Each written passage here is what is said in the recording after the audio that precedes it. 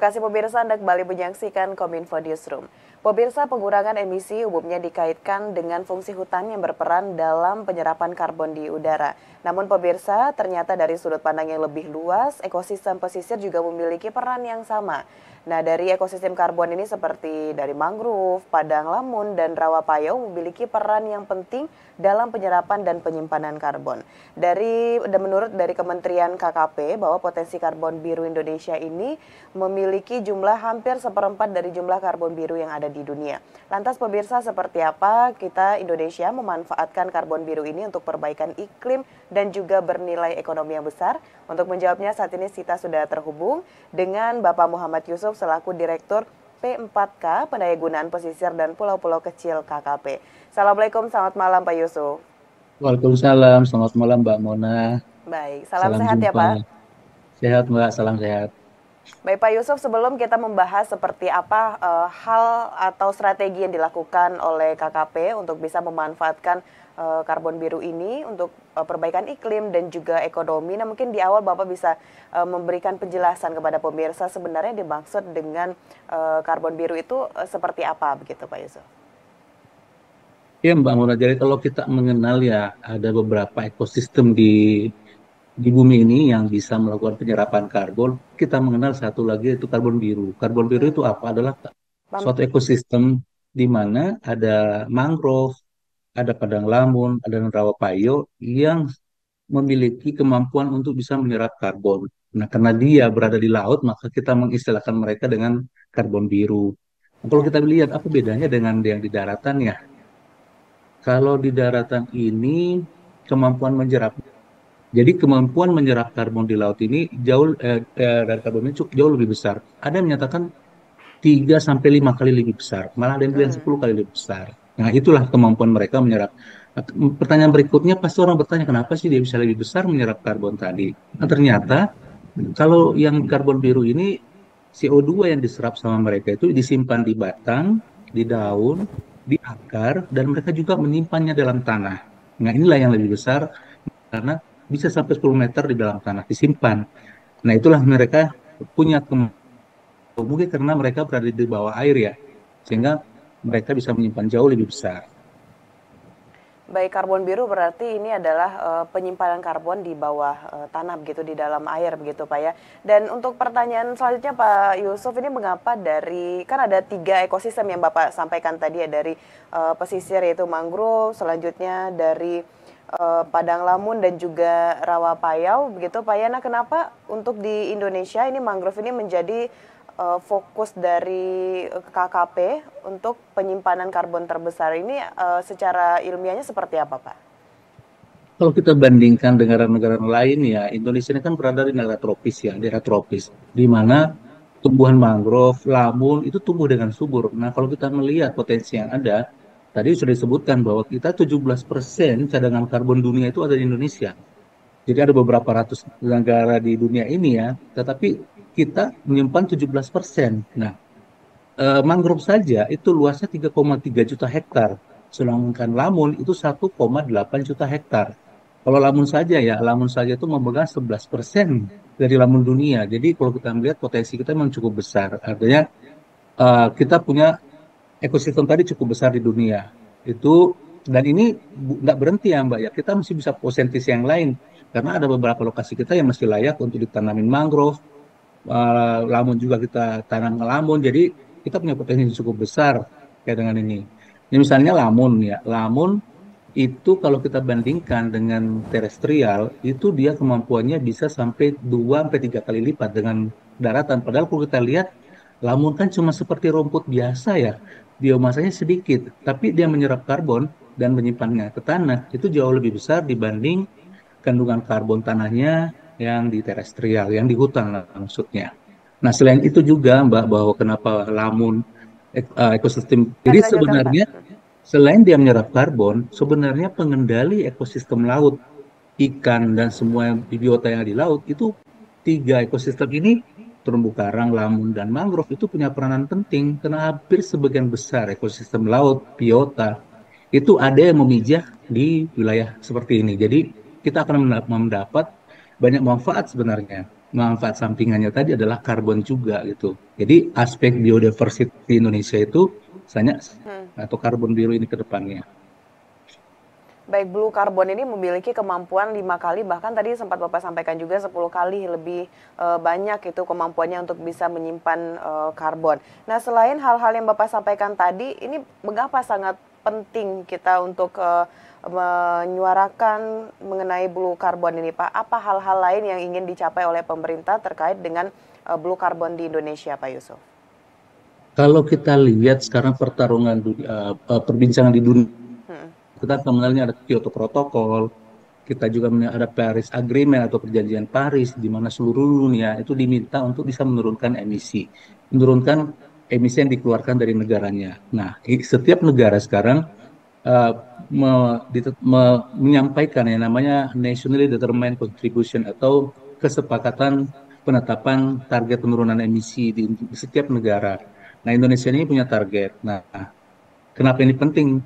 Karena kita ini harus bisa menurunkan emisi Hmm. dari semua sektor, misalnya energi, industri, hulu dan seterusnya. Nah, kita punya peluang sebenarnya untuk bisa menyerap emisi juga dari tadi ekosistem karbon biru. Nah, inilah yang mengapa penting karena kita bisa sebenarnya memenuhi target NDC Indonesia. Nah, kalau kita punya kelebihan nanti, kelebihan ini artinya pada saat target NDC kita sudah tercapai, tapi kita bisa punya cadangan karbon tadi untuk bisa diperdagangkan, maka kita punya peluang untuk memperdagangkan karbon biru tadi ke dunia Indonesia. Karena banyak negara-negara juga mungkin yang belum bisa mencapai target NDC-nya. Apa Ya. yang mereka melakukan adalah eh, mencari karbon yang bisa mengkompensasikan emisi yang mereka keluarkan. Baik, ini berkaitan seperti yang sudah Bapak singgung barusan, adanya nilai ekonomi. Nah, kita mengetahui bahwa ekonomi biru, Pak Yusuf, ini memiliki 5 strategi untuk bisa mengimplementasikannya. Nah, salah satunya itu pengawasan dan pengendalian kawasan pesisir dan juga pulau-pulau kecil. Nah, tentu ini berkaitan juga dengan blue carbon. Bagaimana langkah atau bentuk nyata pemerintah untuk memanfaatkan blue carbon ini agar bisa bernilai ekonomi? Ini kegiatan-kegiatan atau kebijakan seperti apa yang telah kita lakukan, Pak Yusuf? Mbak Mona, KKP berupaya, ini kan berupaya ya, bahwa Mm-mm. kita ini KKP atau sektor karbon biru ini belum masuk dalam NDC. Kita berharap Hmm. kita bisa membantu pencapaian target NDC. Apa yang harus kita lakukan adalah melakukan inventory. Inventory itu adalah memang kita harus bisa menyampaikan dokumen-dokumen untuk menyampaikan bahwa kita sudah melakukan hal-hal apa saja di dalam inventarisasi gas rumah kaca di eh, karbon biru. Ya. Nah, kita juga harus bisa melakukan penguatan regulasi di dalam percadangan karbon biru. Karena kenapa Mbak? Bahwa kalau kita punya terumbu mangrove dan lamun, tentunya harus kita bisa menjaga jangan sampai terjadi kerusakan. Hmm. Jadi harus ada regulasi yang melindungi kawasan tadi. Untuk menjaga atau memastikan karbon Hmm. biru ini tetap ada di alamnya atau di ekosistem yang tetap terjaga, maka kita perlu melakukan beberapa upaya. Salah satunya adalah dengan kemudian ada zonasi wilayah pesisir. Kementerian KKP saat ini terus melakukan strategi atau pengamatan untuk bisa mengeluarkan berbagai regulasi berkaitan dengan pemanfaatan dari blue carbon di Indonesia.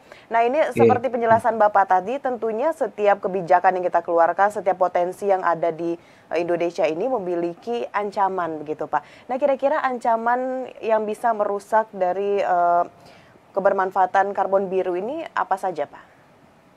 Nah, kalau kita merujuk kepada IPCC ya, jadi Mm. IPCC mengeluarkan satu guideline yang menyatakan bahwa rusaknya atau keluarnya emisi dari karbon biru atau misalnya dari mangrove atau dari lamun itu ada beberapa hal. Ya.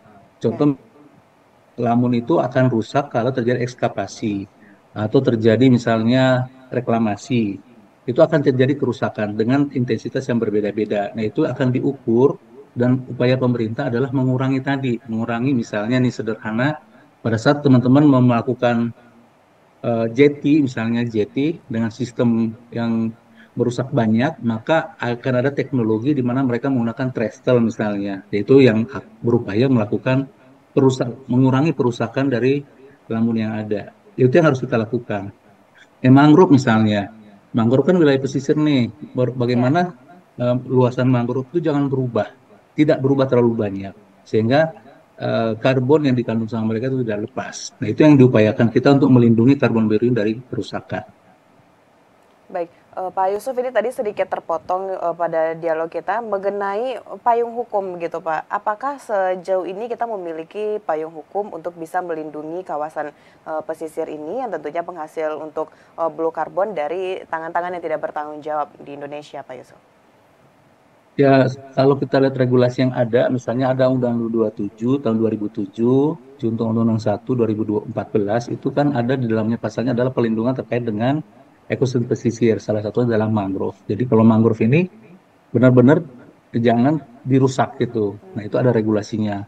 Nah, kalau kita melihat juga Undang-Undang Nomor 5 tahun 90 tentang konservasi sumber daya alam hayati dan ekosistemnya, itu juga mengatur terkait dengan perlindungan wilayah laut melalui Marine Protected Area. Jadi kita juga berupaya melindungi ekosistem tadi ini dari kerusakan dengan menetapkan mereka dengan kawasan konservasi. Baik, sudah diatur sedemikian rupa berarti begitu Pak ya. Ya, Dan diupayakan diupayakan. mengaturnya gitu. Hmm. Ya. Untuk dari KKP sendiri sejauh ini untuk bisa memanfaatkan potensi besar ekonomi karbon biru di Indonesia, Pak Yusuf, apakah kita sudah melakukan kerjasama atau bahkan kita merangkul komunitas-komunitas lain untuk bisa menyuarakan dan benar-benar mendapatkan manfaat yang besar dari potensi biru yang ada di Indonesia ini, blue carbon di Indonesia, Pak Yusuf? Untuk saat ini kami belum sejauh itu ya Mbak, karena kita harus bisa menunjukkan roadmap terkait dengan perdagangan karbon. Tetapi kita Ya. akan berupaya dulu pada langkah yang awal, yaitu memasukkan ke dalam NDC dulu. Kalau sudah masuk dalam NDC, berarti kan kita punya yang namanya target dalam mengurangi rusaknya ekosistem blue carbon tadi. Nah, kalau kita sudah punya, maka kita akan kita punya sisa dari target tadi, kita bisa melakukan perdagangan karbon. Tetapi kita juga tidak lepas dengan bagaimana di tingkat masyarakat. Di tingkat masyarakat, kita akan menjaga bahwa eh, ekosistem yang ada itu memang dikelola oleh masyarakat dan akan dinikmati oleh masyarakat. Seperti itu. Jadi selain kami juga melihat bahwa selain karena kalau kita melihat perdagangan karbon mungkin terkait dengan mangrove atau lamun dibandingkan dengan jasa lainnya, tentunya jasa lainnya jauh lebih besar Mm. manfaatnya. Kalau kita lihat perdagangan karbon saat ini kan misalnya $5 per unit karbon per hektar, menurut kami itu terlalu sedikit. Tapi sebenarnya manfaat lain yang ada itu bisa ada yang lainnya. Misalnya tadi dia menjadi tempat wisata, itu ternyata jauh lebih besar manfaatnya. Sehingga karbon biru ini memang jadi manfaat sampingan yang ada bagi masyarakat. Baik, Karena kalau tentunya kita berpikir hanya berjual karbon saja, itu kan cukup lama juga. Sedangkan ya. kita bisa dapat manfaat lain sebenarnya dari ekosistem karbon biru ini. Baik, ada manfaat lain tentunya yang harus Ya, kita maksimalkan begitu Pak ya untuk bisa meningkatkan kesejahteraan masyarakat Indonesia melalui blue carbon. Terakhir Pak Yusuf, dari Pak Yusuf sendiri mungkin mewakili KKP juga, apa harapannya ke depan terkait dengan potensi blue carbon yang ada di Indonesia ini Pak? kalau harapan kami KKP ya bahwa harusnya semua masyarakat kita ini sadar bahwa karbon biru ini eh, hal yang sangat penting dilindungi karena menurut beberapa hasil riset ya bahwa untuk mengembalikan kondisi ekosistem biru ini ke awal kalau sudah rusak itu butuh waktu yang cukup lama, bisa sampai ratusan tahun, ribuan tahun. Karena daripada kita harus merusak dulu terus memperbaiki itu terlalu terlalu besar biaya yang harus keluarkan sehingga kita harus bisa melindungi ini karbon biru tadi sehingga tidak terjadi kerusakan di mereka. Tetapi kita juga harus berpikir bahwa kalau kita bisa melindungi dia, tentunya harus ada upaya-upaya juga yang memberikan manfaat bagi masyarakat dari aktivitas melindungi mereka tadi. Nah, itu yang kami sebutkan tadi bahwa mereka melindungi ekosistem tadi itu terus harusnya bisa mendapatkan manfaat. Ya. Manfaat yang lainnya adalah jasa lingkungan yang kita kembangkan. Baik, berarti dari Kementerian KKP bukan hanya berfokus untuk memanfaatkan karbon biru, tapi juga bagaimana upaya kita untuk melindungi karbon biru tersebut yang ada di Indonesia Ya. tentunya. Baik Pak Yusuf, terima kasih banyak sudah memberikan informasi mengenai bagaimana potensi besar blue carbon yang ada di Indonesia, yang juga berpotensi terhadap perekonomian masyarakat di Indonesia. Pak Yusuf, kita akan berdialog lagi Pak mengenai kebijakan-kebijakan atau apa hal-hal baru yang dikeluarkan oleh Kementerian KKP. Terima kasih Pak Yusuf, selamat melanjutkan aktivitas. Selamat malam Bapak. Selamat malam, Mbak. Terima kasih banyak. Assalamualaikum warahmatullahi wabarakatuh. Waalaikumsalam warahmatullahi wabarakatuh. Dan pemirsa, itulah dialog kita bersama dengan Bapak Muhammad Yusuf selaku Direktur P4 Kementerian Kelautan dan Perikanan. Usai jeda pariwara, kami akan kembali dengan informasi lainnya. Tetaplah bersama Kominfo Newsroom.